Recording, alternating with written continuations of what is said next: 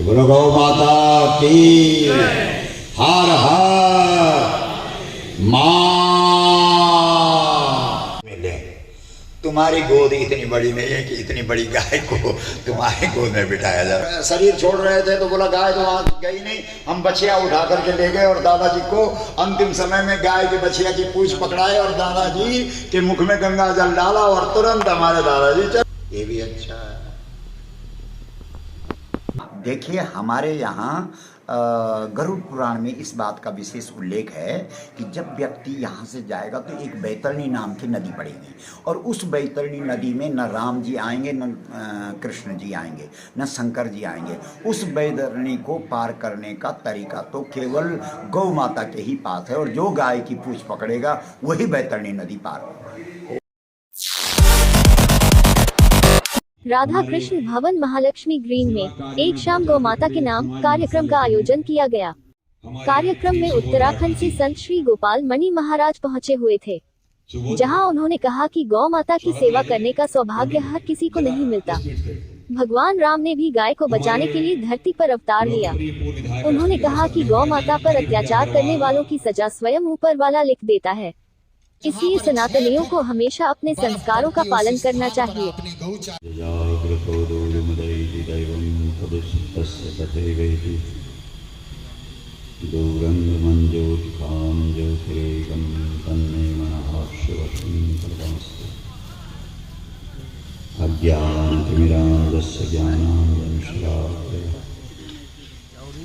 चक्षुरुन्मीलितं येन तस्मै श्रीगुरवे देवीं वाचमदनन्ददेवहतां विश्वरूपः पशवो वदन्ति शानो मण्डेशमोदं दोहानाधेनुर्वावस्नानुपसुष्टुपैते मनोजवं मारुततुल्यवेगं जितेन्द्रियं बुद्धिमतां वरिष्ठं वातात्मजं वानरयूथमुख्यं श्रीरामदूतं शरणं प्रपद्ये। नारायणं नमस्कृत्य नरं चैव नरोत्तमं देवीं सरस्वतीं व्यासं ततो जयमुदीरयेत्।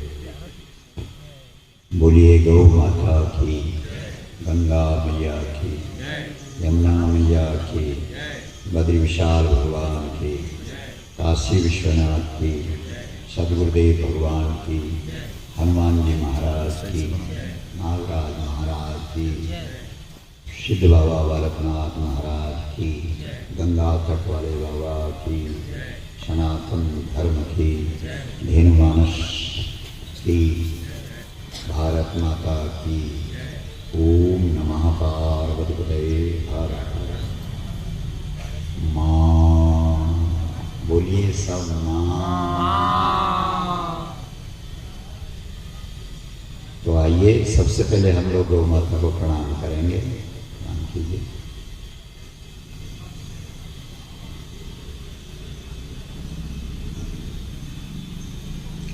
धरती पर आए तो प्रणाम करते हुए आए। क्यों? जब जीव का जन्म होता है प्रणाम करते ही धरती पर आता है और जैसे ही प्रणाम करते हुए उसका मुख खुलता है तो क्या शब्द निकलता है? बोलो तो जोर से आज तो बोल दीजिए। हम तो वही मंत्र बताने हैं जो सहज है। एक लोग कोई ऋषि का मंत्र बताता है, कोई जिसका न्यास होता है, विनियोग होता है, छंद होता है, ऋषि होता है। नहीं, कोई भी मंत्र हो। ओम नमो भगवते वासुदेवाय, ओम नमः शिवाय, ऐं ह्रीं क्लीं साम्राय विच्चे, कोई मंत्र हो। तत्सवितुर् वरेण्यं भर्गो देवस्य त्र्यंबकं यजामहे, जो भी मंत्र हैं सबके ऋषि हैं, छंद हैं। बोलो। लेकिन जब आप जन्म लेते हैं तो जन्म के साथ ही मुख खुलता है और प्रकृति अपने आप आपके मुख से एक शब्द बुलवाती है, वो एक मंत्र बुलवाती है। और वो मंत्र क्या है? बोलो। तो अब तो हाथ खड़ा करके बोलिए मां।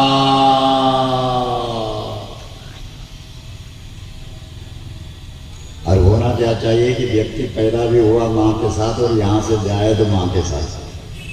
ये संपुट जीवन में भगवान ने लगाया है। इसलिए आखिर में हमारे यहाँ गाय की पूंछ पकड़ करके ही बैतरणी नदी पार।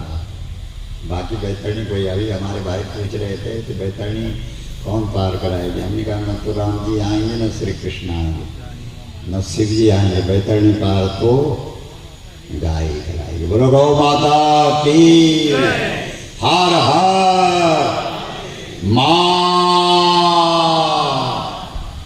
तो परम आराध्या परमेश्वरी भगवती जगदम्बा गौ माता को प्रणाम। दिव्य धेनु मानस और इस कार्यक्रम के आयोजक हमारे प्रमुख रूप से राठी जी कौन है?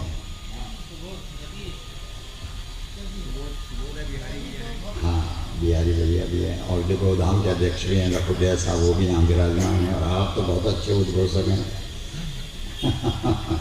हैं और हमारे पूर्व जो विधायक हैं वो भी यहाँ उपस्थित हैं और मातृशक्ति भी विराजमान है।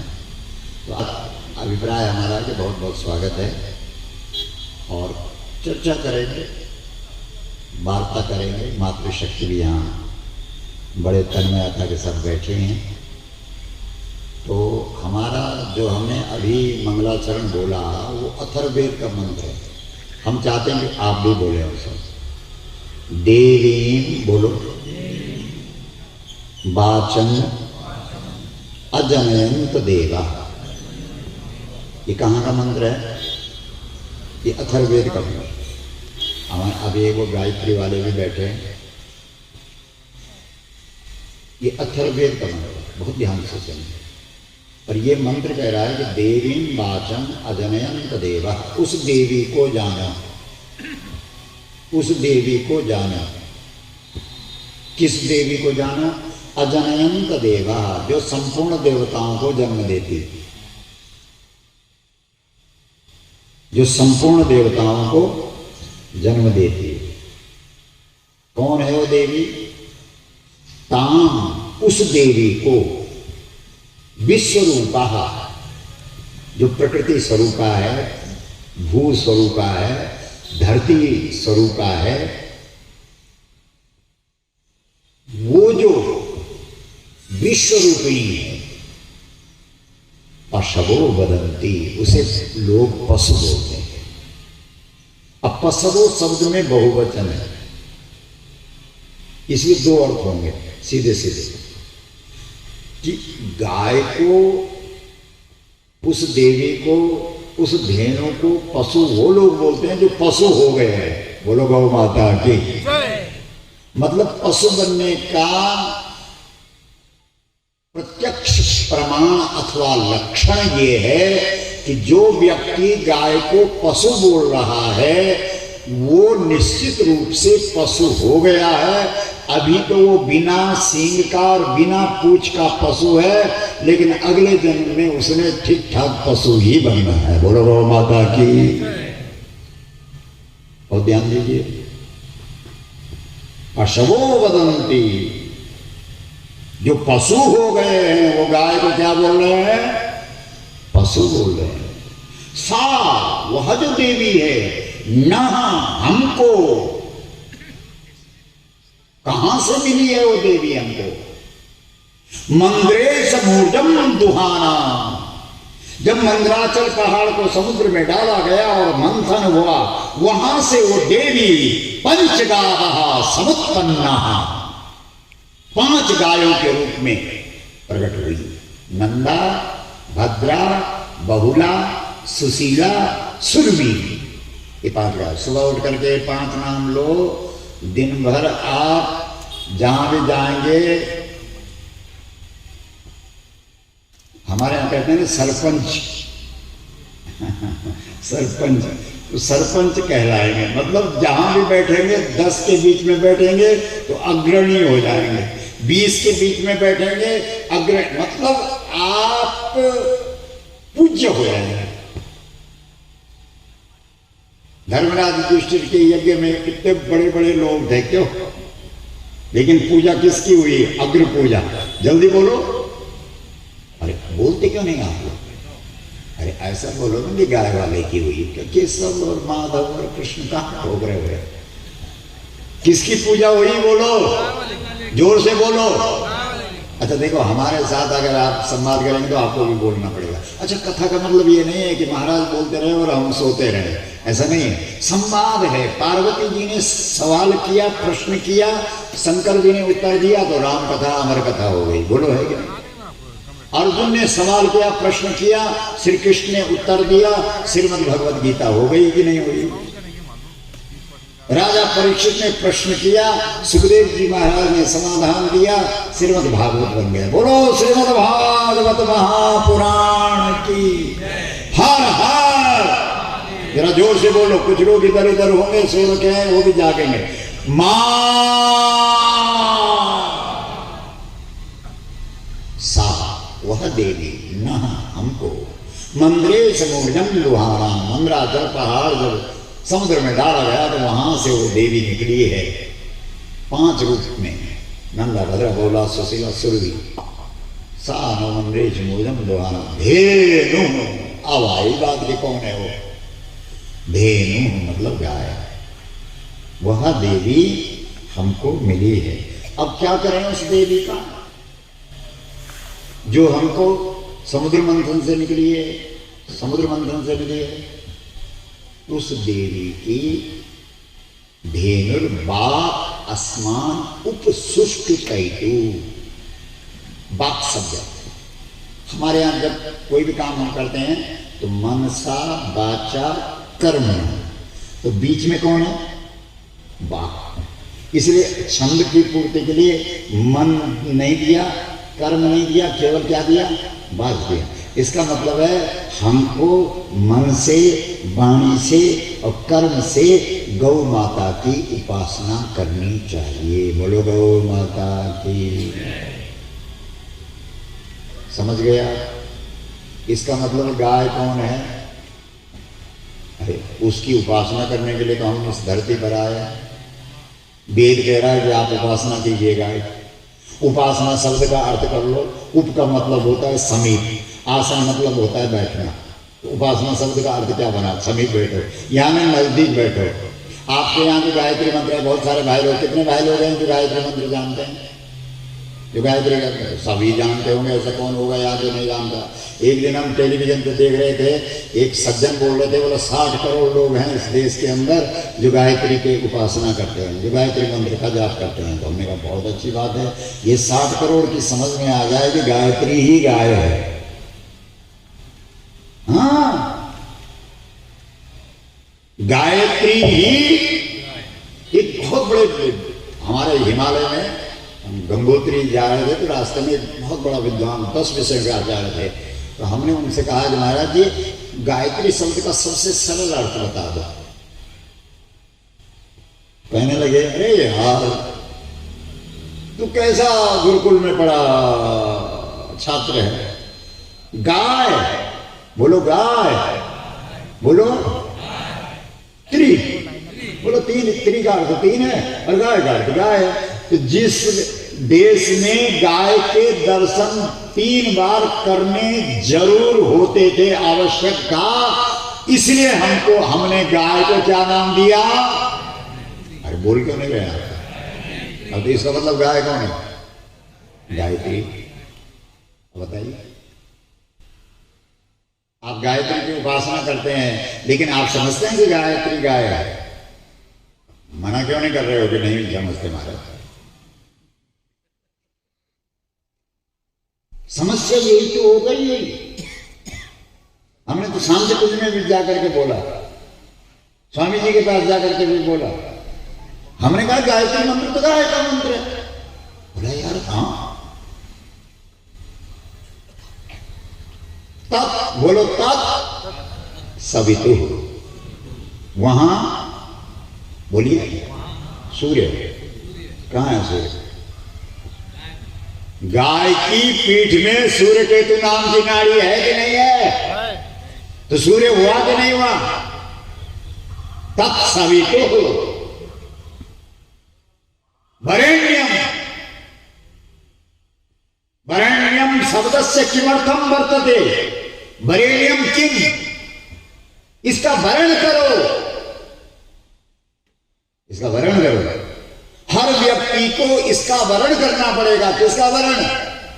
बोलो जोर से, गौ माता।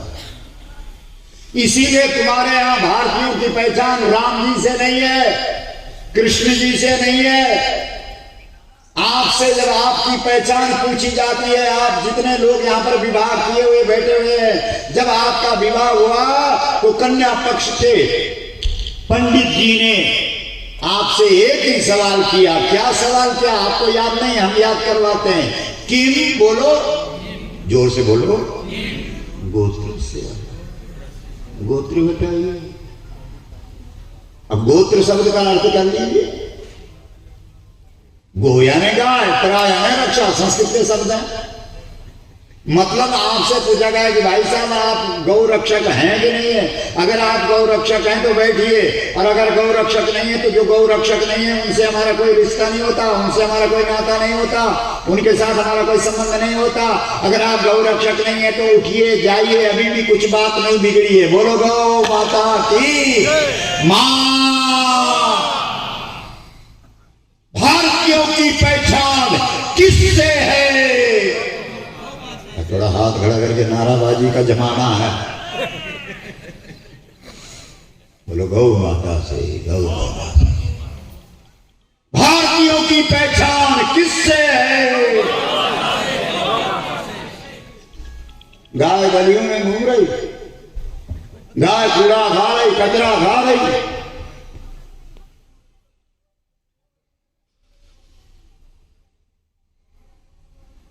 जब राजा दिलीप के सामने गौ माता प्रसन्न हुई तो गाय ने कहा, हे राजा, न केवलानां पयसां प्रसूतिं अवेहि मां काम दुधाम प्रसन्नाम।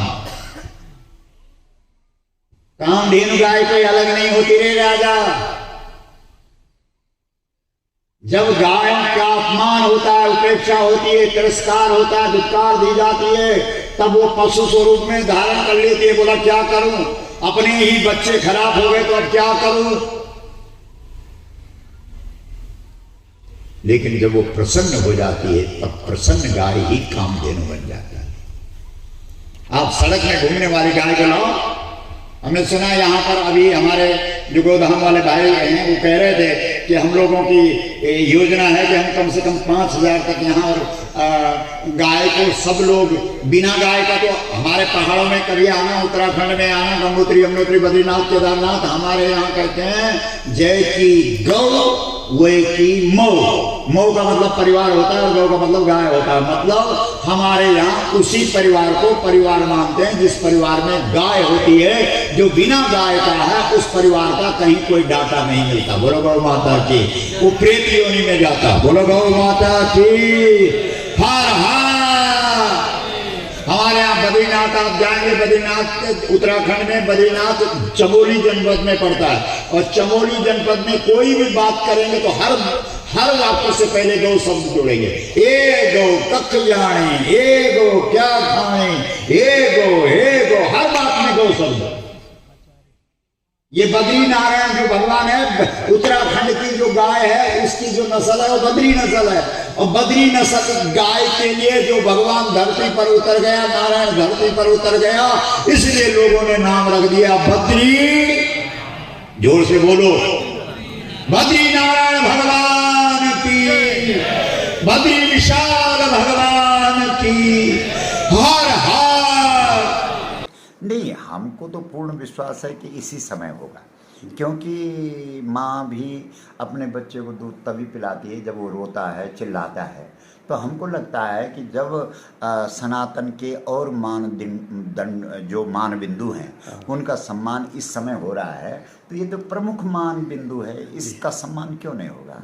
तो हमें तो पूर्ण विश्वास है। आपकी जो मांग है, सच कहा जाए तो वो राष्ट्र की मांग है। बिल्कुल, कि जिस गौ माता के शरीर में 33 कोटि देवी देवताओं का वास हो, उसको कोई पशु कहे तो इससे अपमानजनक कोई बात नहीं हो सकती। और जो प्रतिष्ठित है उसका अपमान ही उसकी हत्या है, ये भी तो एक सिद्धांत है।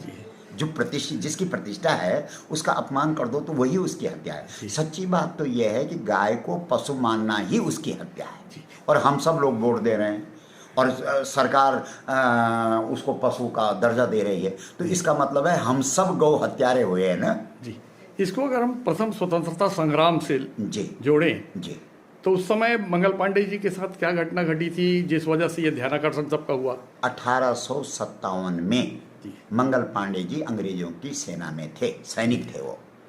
तो जब अंग्रेजों ने अपने गाय की चर्बी के खोल बना दिए और वो कारतूसों पर लगा दिए, और नियम ये बना दिया कि इन खोलों को आप चाकू से नहीं खोलेंगे, दांतों से खोलना पड़ेगा। सीधा सा मतलब उनका खोल चढ़ाने का अभिप्राय था कि हिंदुओं को धर्म भ्रष्ट करना, क्योंकि हिंदू तो अगर गाय का एक बाल भी उनके मुख में चला जाए तो वो तो धर्म भ्रष्ट मानता है ना अपने आप को। तो इसलिए गाय की चर्बी का खोल बना करके कारतूसों पर लगा दिया गया, और जब सैनिकों को खोलने के लिए कहा गया तो मंगल पांडे ने विरोध कर दिया कि मैं धर्म भ्रष्ट, मैं सेना छोड़ सकता हूँ, नौकरी छोड़ सकता हूँ, लेकिन मैं अपने धर्म का त्याग नहीं कर सकता। जैसे गुरु गोविंद सिंह जी ने अपना सारा परिवार और अपने आप को भी आप जानते हैं, यही देव आज्ञा तुरुक को खपाऊं, गौ घात का दुख जगत से मिटाऊं। जो सच्चे धर्मात्मा लोग थे उन्होंने गौ के लिए ही काम किया, क्योंकि धर्म का जो मूल है, धर्म का जो जड़ है वो गाय है।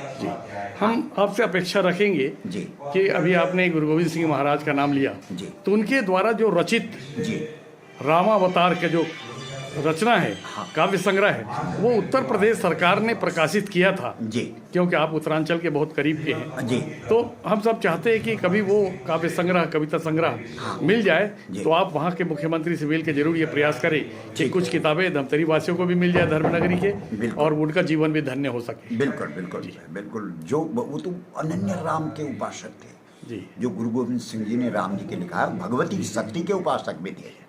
अच्छा जी, एक अनुष्ठान के बारे में हमेशा चर्चा होती है, आखिरी प्रश्न है जी। कि गोदान के बाद ही मोक्ष की प्राप्ति होगी। हाँ। इसका व्याख्या हमारे दर्शकों के लिए कर दी। हाँ, देखिए हमारे यहाँ गरुड़ पुराण में इस बात का विशेष उल्लेख है कि जब व्यक्ति यहाँ से जाएगा तो एक बैतरणी नाम की नदी पड़ेगी, और उस बैतरणी नदी में न राम जी आएंगे, न कृष्ण जी आएंगे, न शंकर जी आएंगे। उस बैतरणी को पार करने का तरीका तो केवल गौ माता के ही पास है, और जो गाय की पूंछ पकड़ेगा वही बैतरणी नदी पार